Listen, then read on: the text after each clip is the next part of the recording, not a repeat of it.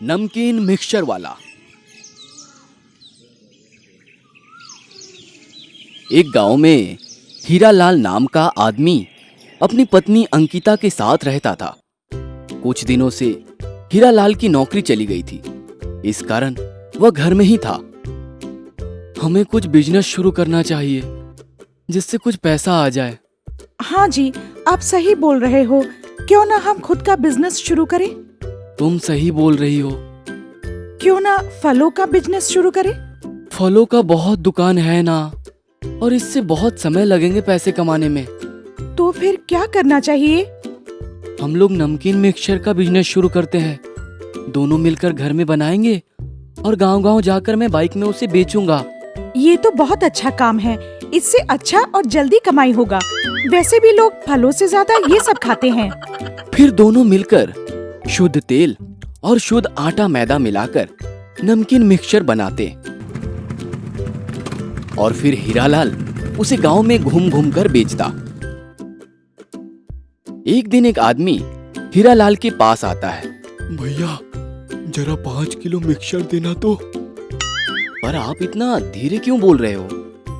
मेरी पत्नी मिक्सचर खाने से मना करती है ना, इसलिए। पर क्यों? मिक्सचर खाने में क्या बुराई है? तभी ग्राहक की पत्नी आ जाती है। तुम फिर मिक्सचर ले रहे हो? दीदी, मिक्सचर खाने में क्या बुराई है? भैया, इसे मिक्सचर इतना पसंद है कि दिन भर खाता है। सुबह शाम रात 24 घंटे खाना ही नहीं खाता।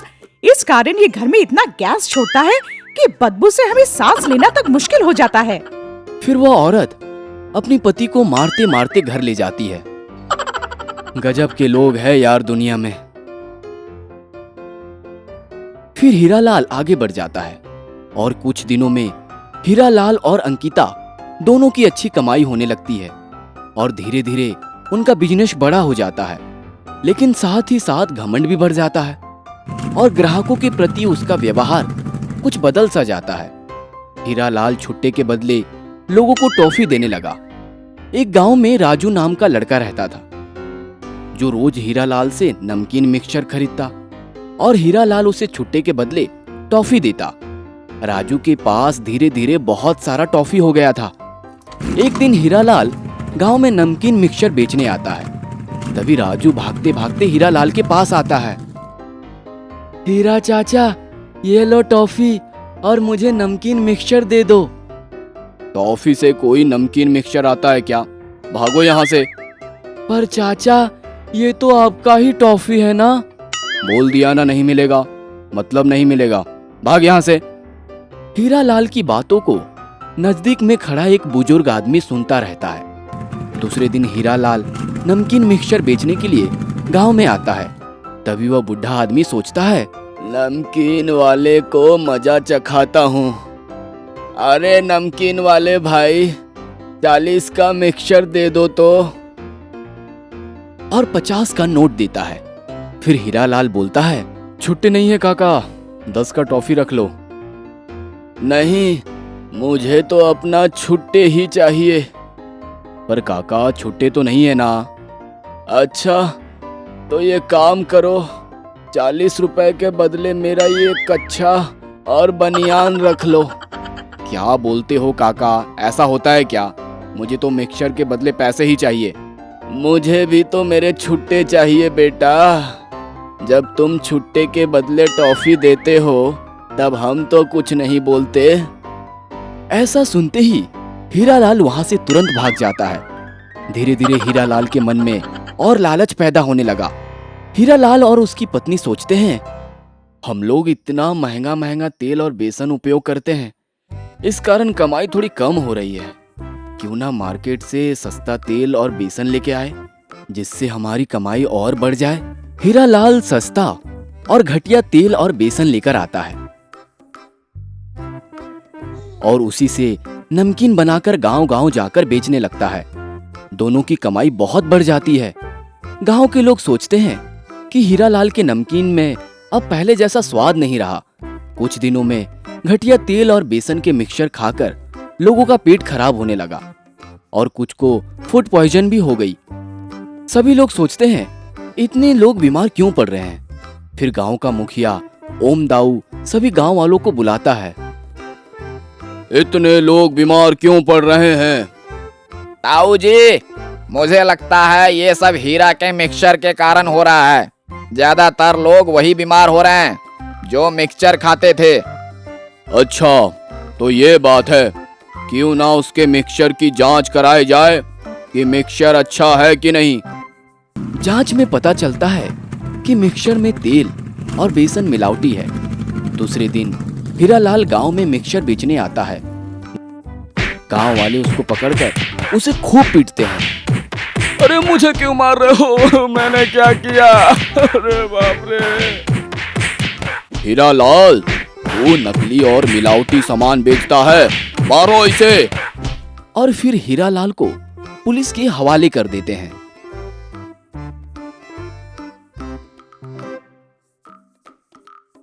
Banana boat.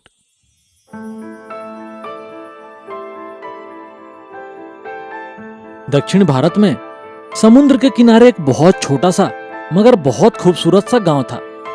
समुद्र के किनारे होने के कारण वहां के लोग मछुआरे थे। गांव के सभी लोग अपना अपना नाव लेकर समुद्र में मछलियां पकड़ने जाया करते थे। उसी गांव में छोटा सा झरना भी, जिसका पानी गांव से होते हुए समुद्र में जाकर मिलता था। गर्मी का मौसम चल रहा था और कुछ दिनों बाद मछुआरों का एक बहुत ही बड़ा त्योहार आने वाला था, जिसमें सभी लोग भाग लेते थे। सभी लोग अपनी अपनी नाव को अलग अलग तरीके से सजाते और रेस लगाते थे। सभी लोग त्योहार की तैयारी कर रहे थे। कुछ लोग अपने अपने नाव को अच्छे से सजा रहे थे। उसी गांव में राहुल नाम का एक लड़का रहता था। वह एक नंबर का आलसी और कामचोर लड़का था। दिन भर घर में सुस्त मुर्गा की तरह पड़ा रहता था। तभी उसका बापू आता है। अबे वही निकम्मे, कभी काम धाम कर लिया कर। साले दिन भर सुस्त मुर्गा की तरह पड़ा रहता है। करूंगा ना पिताजी, अभी तो पूरा जिंदगी पड़ी है काम करने के लिए। अभी मेरी उम्र ही क्या हुई है, करेंगे ना, आप चिंता क्यों करते हैं। वैसे भी एक बहुत बड़े कवि शेक्सपियर ने कहा है, आज का काम कल करो, कल का काम परसों। इतनी जल्दी क्या है भैया, जीना बहुत दिन तक है बरसों। अबे वो शेख चिल्ली की फोटोकॉपी, ये शेक्सपियर ने नहीं, कबीर जी ने कहा है। और वो ये कहा था, कल करो सो आज कर, आज करो सो अब, पल में प्रलय होगी, बहुरी करेगा कब। जो भी हो बापू, क्या फर्क पड़ता है, काम करने से तो तू रहा। अगले रविवार हमारा त्योहार है, कुछ सोचा है उसके बारे में। कर लेंगे ना पिताजी, अभी बहुत टाइम है। बेटा इस बार अच्छा काम नहीं किया ना तो तेरी खैर नहीं। ठीक है पिताजी। फिर वो दोनों बाहर घूमने चले जाते हैं। राहुल एक चाय के ठेले के पास जाता है, जहाँ पर कुछ लोग बैठे होते हैं। अरे वो देखो, आलसियों का राजा आ रहा है। अरे वो आलसी राहुल, क्या चल रहा है, सोया नहीं अभी तक? अभी तो 10 ही बजे हैं, अभी से तो तुझे कौन सा फर्क पड़ने वाला है। छोड़ो ये सब, क्या तैयारी कर रहे हो संडे के लिए? तुझे क्या करना है? बस ऐसे ही पूछ रहा था, बताओ ना। तो उसी दिन देख लेना।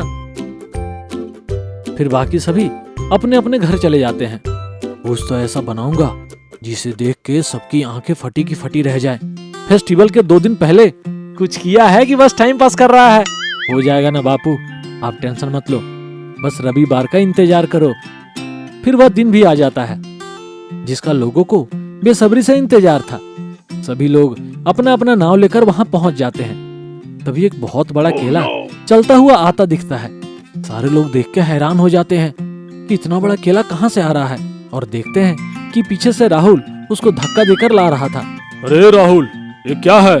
सरपंच जी, मैंने इस साल केले वाला नाव बनाया है। राहुल के पिता भी नाव देखकर बहुत खुश होते हैं। अरे ओ आलसी, ये क्या बना लाया? ये बस दिखाने का है या चलता भी है? देख लेना या क्या करती है। कुछ टाइम बाद इस साल के प्रतियोगिता में कुछ बदलाव किए गए हैं। पहले सजावट के हिसाब से इनाम मिलता था, पर इस साल से आपको इस नाव में जाकर कुछ मछलियां भी पकड़ के लाना होगा। जो सबसे पहले आएगा उसे फर्स्ट इनाम मिलेगा। और हाँ, अगर आप चाहो तो एक और आदमी ले जा सकते हो। अरे वो राहुल, अब क्या करेगा? तेरा ये खिलौना पानी में जाते ही टूट जाएगा। ये तो पानी में उतरने के बाद ही पता चलेगा। फिर कुछ समय बाद रेस चालू होता है।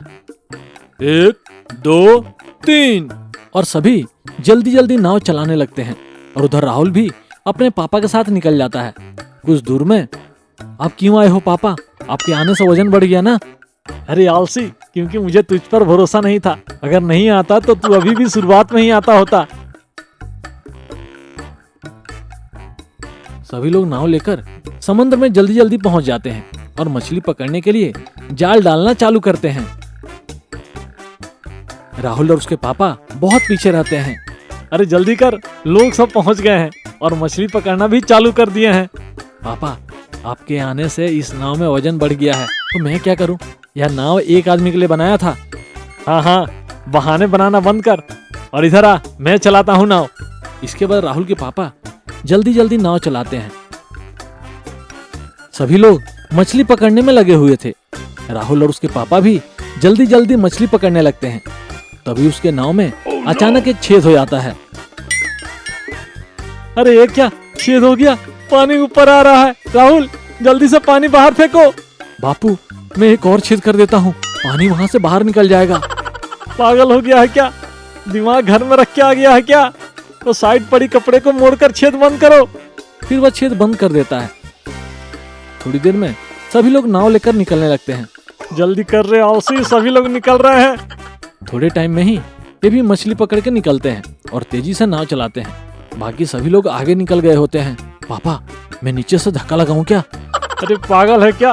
ये समुंदर है, रोड नहीं कि धक्का लगाए। जल्दी जल्दी हाथ चला। दोनों तेजी से हाथ चलाते हैं और सबको पीछे छोड़ देते हैं। पापा, सब पीछे रह गए हैं, अब तो हम ही जीतेंगे। इतनी जल्दी खुशी मत मना, दिल्ली अभी दूर है। और वो तेजी से नाव चलाकर गांव पहुंच जाते हैं जहां रेस शुरू हुआ था और रेस जीत जाते हैं। बाकी सभी लोग भी पीछे पीछे आते हैं। साला ये आलसी जीत कैसे गया, वो भी अपने इस खिलौने से।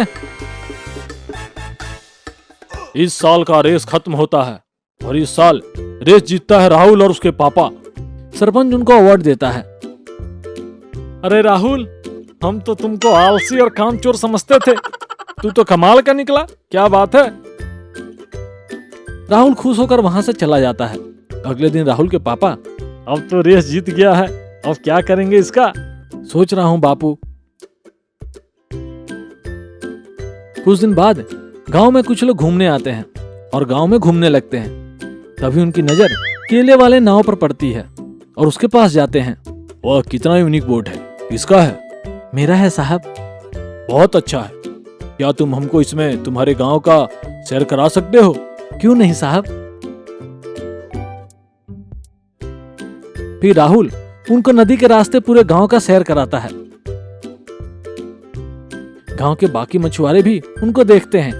सारा गांव घूमने के बाद, वाह बहुत सुंदर, आज तो मजा ही आ गया। राहुल, ये लो पैसे। नहीं साहब, इसका क्या पैसे लूं आपसे? आप हमारे गांव घूमे, इसका पैसा लेना अच्छा नहीं लगता। तुम बहुत अच्छे हो। अरे राहुल, सभी जगह ऐसे घुमाने के पैसे लिए जाते हैं, ये लो अपना पैसा। और हाँ, तुम इसे अपना काम क्यों नहीं बना लेते, ये बहुत अच्छा काम है। राहुल पैसे ले लेता है और वो दोनों चले जाते हैं। राहुल ये सारी बातें अपने पिता और सरपंच को बताता है। वाह क्या बात है, बहुत सुंदर राहुल। उसके बाद सरपंच गांव के सभी लोगों को बुलाते हैं। सुनो गांव वालों, आज राहुल ने बहुत अच्छा काम बताया है। अब हमको सिर्फ मछली के भरोसे नहीं रहना होगा, हम अपना टूर का काम भी कर सकते हैं। आप लोग भी राहुल की तरह अलग अलग फलों के आकार का नाव बनाओ और टूरिस्ट को पूरे गांव का सैर कराओ। अगले दिन से गांव के लोगों ने अलग अलग फलों का आकार का नाव बनाया। धीरे धीरे बाहर के टूरिस्ट को इसके बारे में पता चला। सभी लोग उस नाव में घूमने को आए और सभी की अच्छी कमाई होने लगी। अब मछुआरे सिर्फ मछली के भरोसे नहीं रहे और वो गांव एक टूरिस्ट प्लेस बन गया। गांव के सभी लोगों ने राहुल का धन्यवाद किया और फाइनली राहुल के पापा वो बोले जिसको सबका इंतजार था, मुझे तुम पर गर्व है बेटा। और राहुल को गले लगा लिया क्योंकि राहुल के नाव से पूरे गांव का नक्शा बदल गया।